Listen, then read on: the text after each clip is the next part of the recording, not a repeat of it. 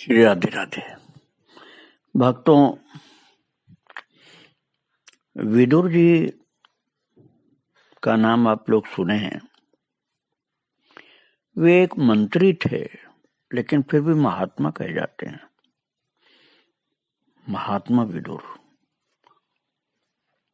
उनकी पत्नी भी थी, जिसे विदुरानी कहा जाता है। वे एक दासी के पेट से जन्म लिए थे, इसलिए दासी पुत्र भी कहे जाते थे। किंतु उनके अंदर भगवान की भक्ति थी। भगवान कृष्ण के प्रति अपार भक्ति थी। और आपको आश्चर्य ये होगा कि इतनी भक्ति होने पर भी एक ऐसे राजा के यहाँ मंत्री थे जो अधर्म के लिए प्रसिद्ध था। धृतराष्ट्र के मंत्री थे। धृतराष्ट्र उनके भाई भी लगते थे। पांडु और धृतराष्ट्र, पिता तो महाराज व्यास जी थे, माता अलग अलग थी। लेकिन ऐसे अधर्मी राजा के मंत्री होने पर भी कभी भी अधर्म का साथ नहीं दिया उन्होंने। सदा भगवान कृष्ण की भक्ति करते थे। रोजाना बहुत सावधानी के साथ भक्ति करते, और फिर जब दरबार में जाते थे तो इतने सावधान रहते थे कि धर्म की ही बात करते थे, धर्म का साथ देते थे, अधर्म का साथ नहीं देते थे। महाराज, वास्तविकता ये थी कि मांडव्य ऋषि के श्राप से साक्षात धर्म ही के अवतार थे, धर्म ही जन्म लिए थे। अब मांडव्य ऋषि वाली कथा तो बहुत बड़ी है, जिनको संकेत में मैं इतना बता रहा हूं कि चोरों ने मांडव्य ऋषि के यहाँ सामान छिपाया था, तो चोरों के साथ मांडव्य ऋषि पकड़े गए थे और मांडव्य को सूली पर चढ़ाया गया था। वो तो अपने योग बल से बच गए, नहीं तो सूली पर चढ़ने वाला तो मर जाता है। फिर वही जाकर के धर्मराज से पूछे थे कि मुझे क्यों सूली पर चढ़ाया, मैंने तो चोरी किया नहीं था। तो धर्मराज को श्राप दे दिया था कि तुम मनुष्य के रूप में जन्म लो, तब तुमको पता चलेगा कि कैसे कैसे अपराध बन जाते हैं अनजान में मनुष्य से। क्योंकि मैंने तो जानबूझकर कोई अपराध नहीं किया था। चोर लोग तो मेरे यहाँ सामान छिपाए थे, मैंने चोरी की नहीं थी। तो जो श्राप दे दिया था धर्मराज को मांडव्य ऋषि ने, तो महाराज उसी श्राप के अनुसार साक्षात धर्मराज ही विदुर के रूप में आए थे। और भक्तों, युधिष्ठिर भी धर्मराज के अवतार थे। बाद में तो दोनों एक हो जाते हैं, लेकिन वो उसके पहले आप उनका चरित्र और श्रवण करिए। ये भक्त के होने के साथ साथ राजा की जो नीति होती है उसके पंडित थे, विद्वान थे। विदुर नीति नाम का इनका ग्रंथ आज भी प्राप्त होता है, और उसमें बहुत अच्छी अच्छी बातें हैं। और कभी धृतराष्ट्र अपने पुत्रों के वश में, खासतौर से दुर्योधन के वश में हो करके पांडवों को कष्ट देना शुरू कर देते थे, तो विदुर जी उसका विरोध करते थे, जोर से खंडन करते थे और डांटते भी थे। मंत्री होकर भी राजा को डांट देते थे कि आपको ऐसा नहीं करना चाहिए, आप क्या करने जा रहे हैं। और कई बार उन्होंने ऐसे मौके पर कहा कि पांडु के पुत्र भी आप ही के पुत्र हैं। जब इस प्रकार से डांटते थे तो धृतराष्ट्र थोड़ा डर जाते थे, इसलिए पांडवों के लिए विरोध करने में उनको डर लगता था। लेकिन दुर्योधन इनसे बहुत खींचता था, विदुर जी से। और दुर्योधन ने षड्यंत्र करके पांडवों को लाक्षागृह में जलाना चाहा।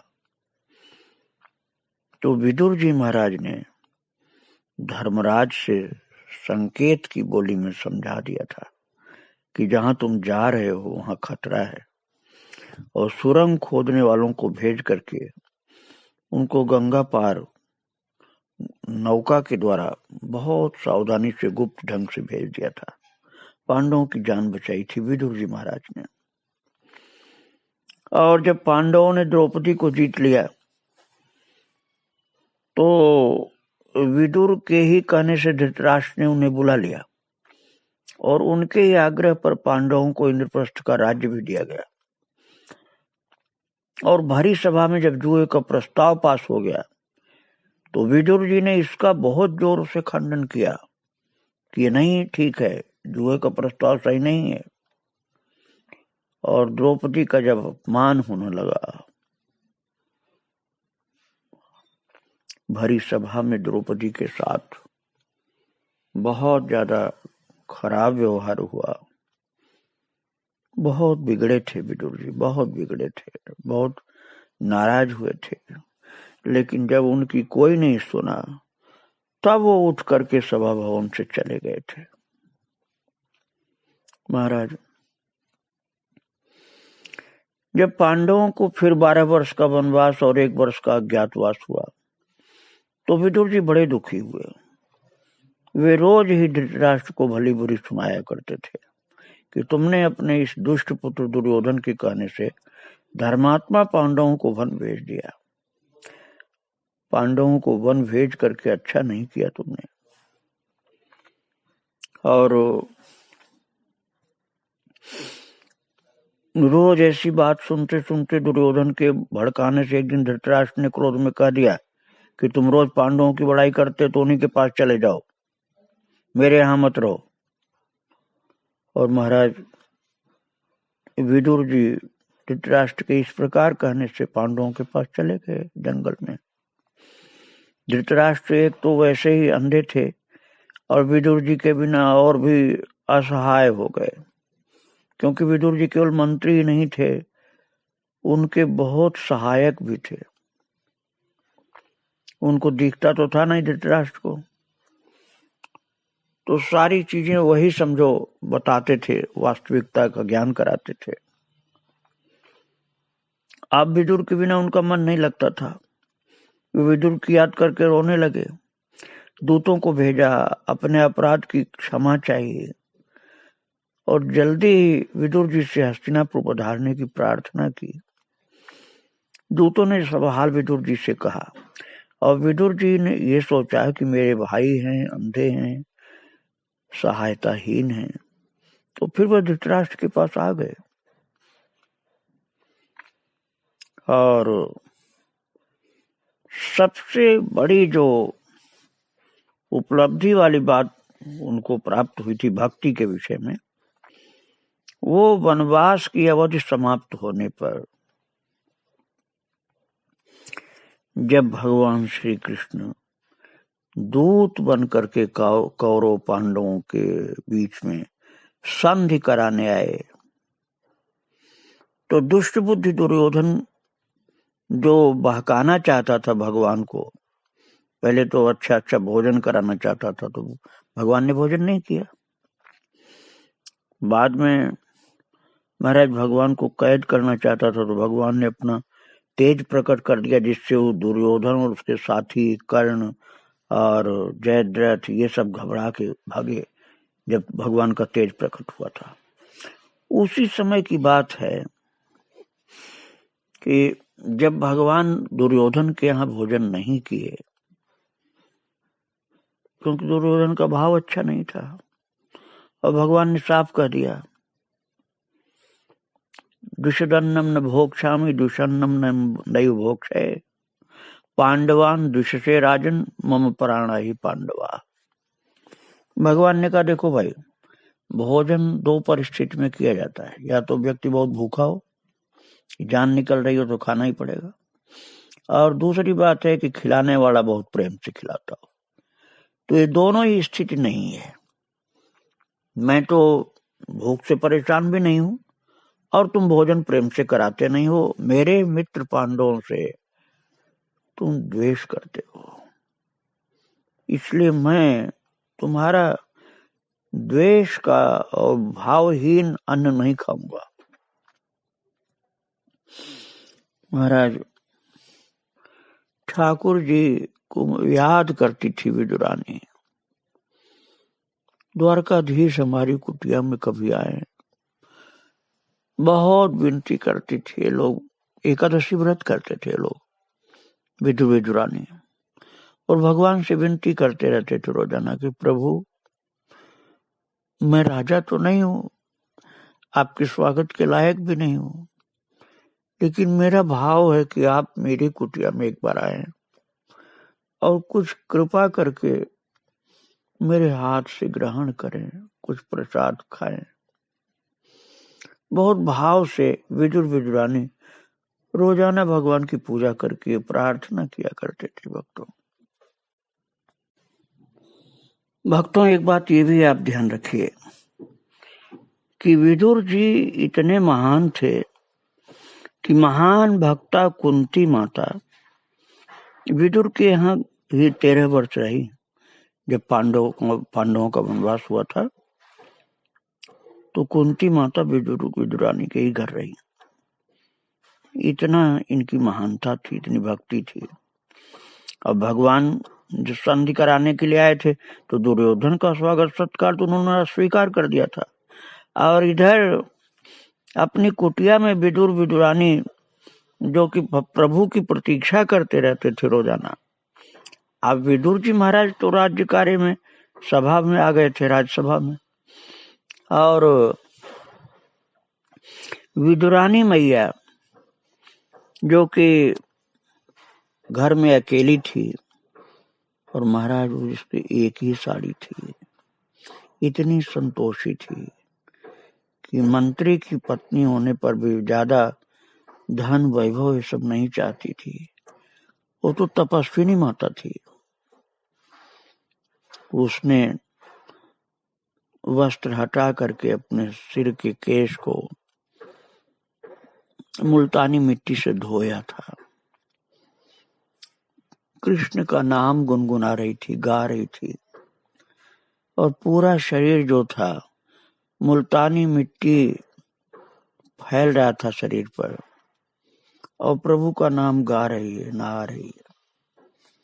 बिन बुलाए कन्हैया द्वारकाधीश उसी समय विदुरानी के दरवाजे पर पहुंच गए। और महाराज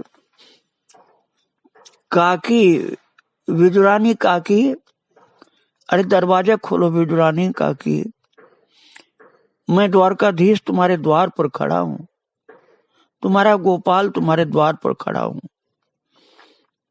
महाराज प्रभु की वाणी में ऐसी अद्भुत मिठास थी जो कि दुनिया में किसी के पास नहीं हो सकती है। वाणी की दिव्यता और मिठास जब विदुरानी के कान में पहुंची तो चौंक पड़ी कि लगता भगवान आए। अब इतने प्रेम में बेसुध थी वो कि उसे अपने शरीर की याद ही नहीं रहा, और दौड़ पड़ी वो स्नान घर से निकल करके। और महाराज उसे बिल्कुल शरीर का ध्यान नहीं था, और बिना कोई कपड़ा लपेटे ही दौड़ पड़ी और जाके दरवाजा खोल दिया। और दरवाजा खोलने पर प्रभु ने उसको देखा तो समझ लिया प्रेम में मतवाली हो रही है, इसे अपने शरीर की सुधि बुद्धि नहीं है। भगवान ने कुछ बोला नहीं। प्रभु बोलते कि माता ये कैसे आ गई, तो बेचारी लजा जाती हो, क्योंकि उसको पता ही नहीं था कि वो नग्न आई है। तो प्रभु ने अपने पीतांबर को माता विदुरानी के शरीर में लपेट दिया, और अब भी उसको पता नहीं है कि वह नग्न थी। और भगवान अंदर गए और खुद ही एक फटा सा आसन खींच करके उसको बैठ गए। वो बोले माता मुझे बहुत भूख लगी है, काकी मुझे बहुत भूख लगी, कुछ खिलाओ। और बहुत प्रसिद्ध है भक्तों ने कथा कि विदुरानी कुटिया के दूसरे कोने में भागी हुई गई तो वहां कुछ केले रखे हुए थे, उठा लाई और गोपाल के सम्मुख बैठी है, आंखों से प्रेम के आंसू गिर रहे हैं उसके, और वो कन्हैया का मुख देख रही है। कन्हैया का मुख देखने में इतना आनंद विभोर हुए कि उस बेचारी का ध्यान केले पर सही ढंग से गया नहीं। केले को छिला उसने, और माता विद्यारानी ने केले को छील करके केले का गूदा जमीन पर गिरा दिया और केले के छिलके गोपाल के मुख में डालना शुरू किया। और भगवान इतने प्रेम विभोर कि भगवान ने देखा कि विदुरानी जिस प्रेम में डूबी हुई है उसमें इसको केला और छिलका अलग अलग नहीं दिख रहा है, इसलिए प्रभु केले के छिलका खाए जा रहे, गूदा नीचे है, छिलका मुंह में। और महाराज 2-3 केले के छिलके खा गए प्रभु। इधर किसी तरह से राज दरबार में मालूम हुआ विदुर को कि प्रभु द्वारकाधीश अपने रथ पर विराजमान होके तुम्हारे घर की ओर गए हैं। विदुर, तुम यहाँ हो, तुम्हारे घर की ओर भगवान कृष्ण गए। अब तो महाराज विदुर जी भागे हैं दरबार से निकल के, पैदल भागे तीव्रता से, और जाकर देखा कि उनकी कुटिया के सामने द्वारकाधीश का रथ खड़ा है और प्रभु रथ का सारथी तो रथ पर था और प्रभु तो घर के अंदर थे। तो विदुर जी घुसे घर के अंदर। फिर जो दृश्य देखा विदुर ने वो अद्भुत था। एक आसन पर कन्हैया बैठे हैं और सम्मुख उन्हीं का पीतांबर शरीर में लपेटे हुए विदुरानी बैठी है। दोनों लोग जमीन पर ही है और विदुरानी माता केले के छिलके खिलाए जा रही और आंखों से आंसू गिराए जा रही है। लगातार आंसू गिर रही उसकी आंख से और प्रभु को केले के छिलके खिलाए जा रहे और भगवान खाए जा रहे और भाव विभोर होकर खिला रहे। प्रभु अत्यंत कृपा पूर्वक आनंदित होकर खा रहे हैं। और जब पहुंचे हैं विदुर जी, प्रभु को नमन करके अपनी पत्नी की ओर देखा कि वो क्या कर रही है। अरे ये पागल तो छिलका खिला रही, गूदा सब गिरा दिया नीचे। उन्होंने प्रेम से थोड़ा डांट कर कहा, रही बावरी हो गई है, ये द्वारकाधीश को केले का छिलका खिला रही, गूदा सब जमीन पर गिरा रही। अब उसका ध्यान गया।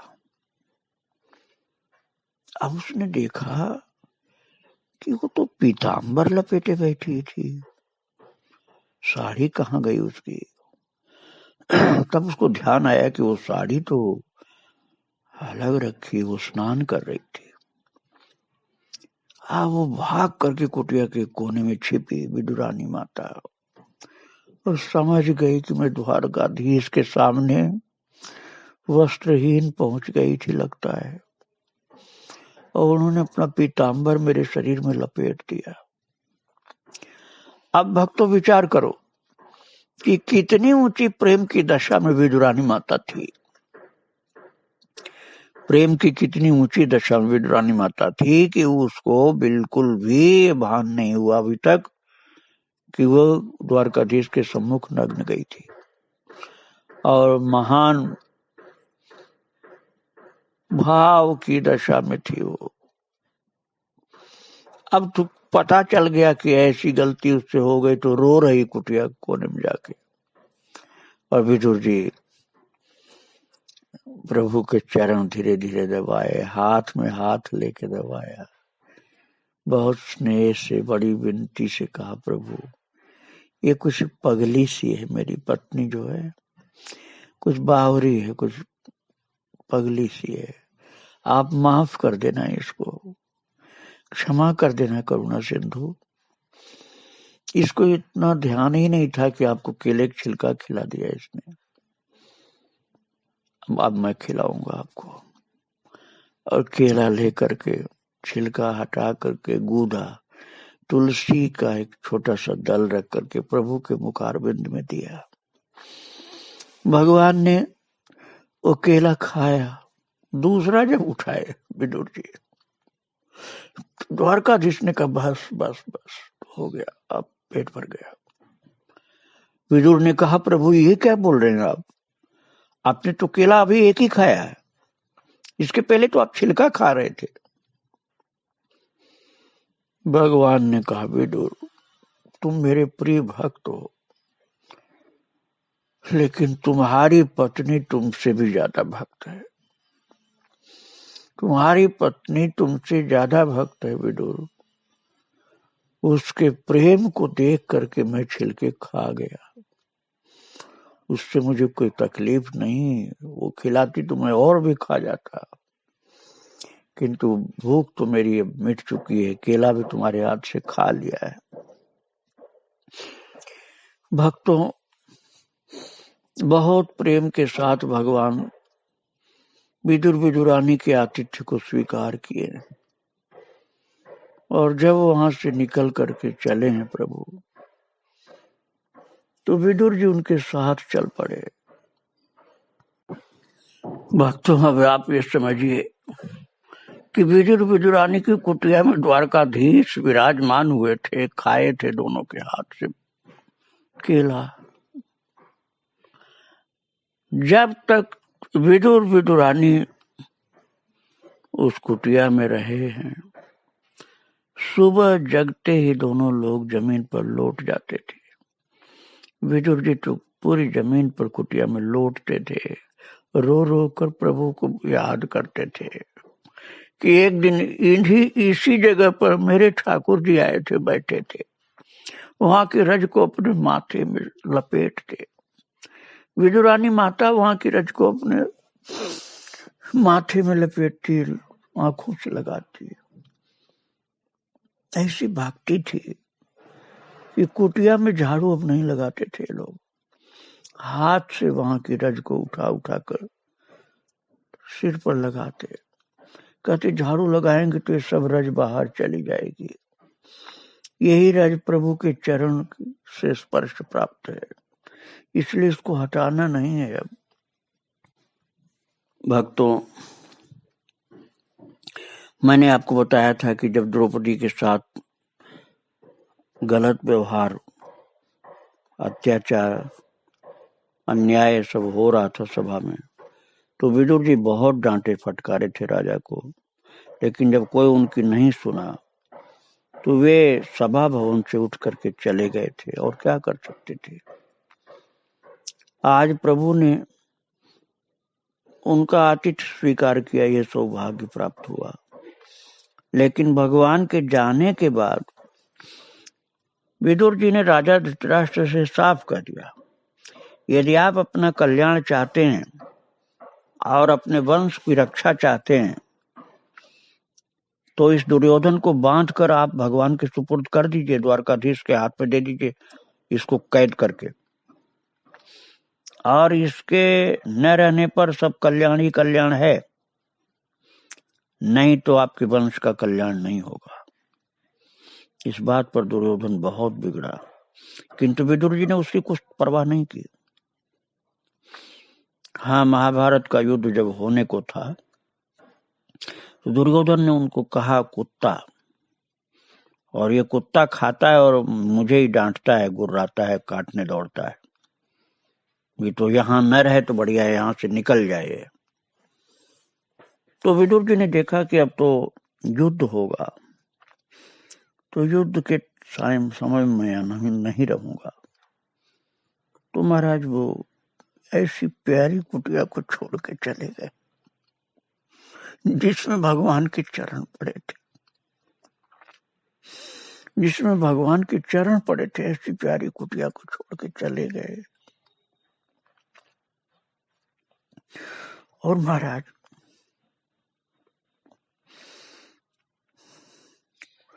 अवधूत वेश बना करके 12 वर्ष तक पृथ्वी पर विचरते रहे, जो मिल जाता वो खा लेते।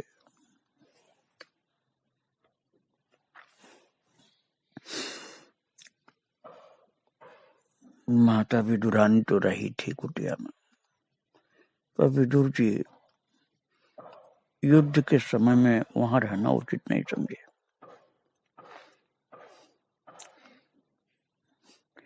और वन में नंगे बदन फल फूल खाते, कभी भूखे रह जाते। उद्धव जी से भेंट हुई थी तब महाभारत की, भगवान की श्लोक को त्याग देने की, वंशियों के विनाश की सब बातें इन्होंने सुनी थी। और आगे कथा मैं बहुत संक्षेप में सुना रहा हूं आपको। निज धाम पधारते हुए भगवान मैत्रेय जी को आदेश कर गए थे कि जो मैंने ज्ञान दिया है उद्धव जी को, वो विदुर जी से कहना है। तो उद्धव जी ने मैत्रेय जी को कह दिया था, मैत्रेय जी ने विदुर जी को सुनाया था। ये भागवत जी के दूसरे तीसरे स्कंद में सब वर्णन आता है। और वो बात उद्धव जी से सुन करके विदुर जी बहुत गदगद हुए कि भगवान ने लीला के आखिरी टाइम में विदुर को स्मरण किया था। जब कन्हैया अपने धाम जाने को तैयार हुए थे तो विदुर को याद किया था और कहा था, उद्धव मेरी ये बातें विदुर से जरूर कहना कि मैंने उसको आखिरी समय में याद किया निज धाम जाने के पहले। और मैत्रेय जी से ज्ञान प्राप्त होने के बाद हस्तिनापुर भी आए। जब युधिष्ठिर राजा थे, पांडवों ने बड़ा सम्मान किया इनका, कुछ दिन रहे। फिर बाद में धृतराष्ट्र से उन्होंने कहा कि यहाँ क्यों सड़ रहे हो, मरोगे ऐसे, ये ठीक नहीं है, भक्ति कर लो, थोड़ी जिंदगी बची है तुम्हारी, जिंदगी भर अत्याचार अनाचार यही सब करते रहे तुम, अधर्म में रहते रहे, हमेशा अधर्म का आचरण किए, अन्याय किया, चलो वन में चलो। महाराज ले गए विदुर जी उनको, और गांधारी और कुंती भी धृतराष्ट्र के साथ गए। विदुर जी भी उनके साथ थे। वन में जाकर के विदुर जी ने उन लोगों से तपस्या करवाई, खुद तो महान तपस्वी थे। और ऐसा वर्णन मिलता है भक्तों कि विदुर जी एक घनघोर वन में चले गए आखिरी टाइम में, और पेड़ के सहारे खड़े खड़े, एक महान योगी थे ना, खड़े खड़े वो शरीर छोड़ने वाले को थे, तब तक युधिष्ठिर जी पहुंच गए। और युधिष्ठिर जी को उन्होंने कहा कि तुम मेरी ओर देखो, मेरी ओर ध्यान से देखो, आंख खोलकर देखो। और महाराज पेड़ के सहारे खड़े खड़े शरीर को त्यागा और विदुर जी युधिष्ठिर में प्रवेश कर गए। इस तरह से जो धर्मराज के अवतार थे, युधिष्ठिर भी विदुर भी, तो वो धर्मराज में प्रवेश करके, धर्मराज युधिष्ठिर थे ही, धर्म स्वरूप में अपने स्थित हो गए। बाद में युधिष्ठिर जी महाराज के अंदर ही विदुर का स्थान था, और जब तक युधिष्ठिर धरती पर रहे तब तक जिस रूप में रहे, बाद में वास्तव में जो 12 महाभागवत में धर्मराज हैं उस रूप में वो पहुंच गए। उनके चरणों में बारंबार प्रणाम। श्री राधे राधे, जय श्री राधे।